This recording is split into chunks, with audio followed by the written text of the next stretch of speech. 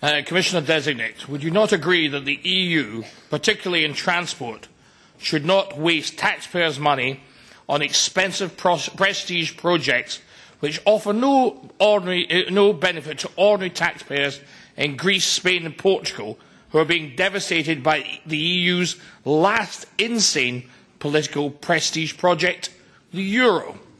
And do you accept that the European Space Programme is such a scheme? The EU is surely indulging in a financial fantasy in a pathetic attempt to compete with the Americans, and is not the major purpose of the Galileo Copernicus satellite programme to spy on all ordinary European citizens and British subjects as they move around the continent, so the EU can directly tax their cars and fill the EU's bankrupt coffers and fill the pockets of the EU elite, whilst austerity is imposed on ordinary folk? Would you use your new position to put a stop to this absurd, self-aggrandizing fantasy at taxpayers' expense?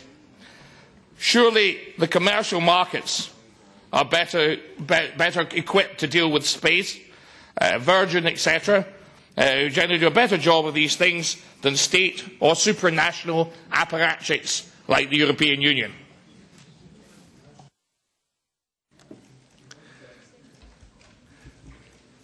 As a Commissioner-designate, I should say also for these questions, don't I?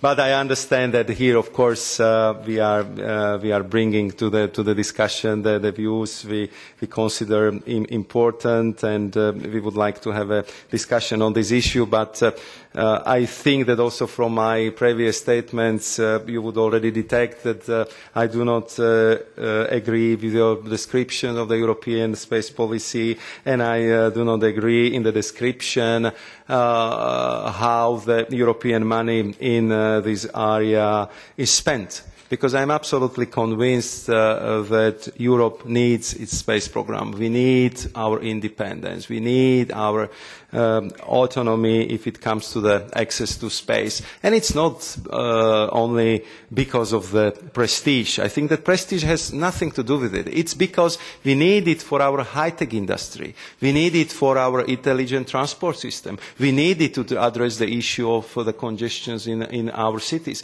We need it for our banking industry. I'm sure that if you would ask your colleagues in the city, they will tell you how important atomic clock timestamps are for all financial transactions they do in London. And therefore, I think that we should not just be relying on one system, even though it's very good, and we are cooperating with the GPS very well, because I think that Europe is mature enough, is developed enough to have our own system, which is now, as far as I know, very much supported by our American partners as well. Thank you.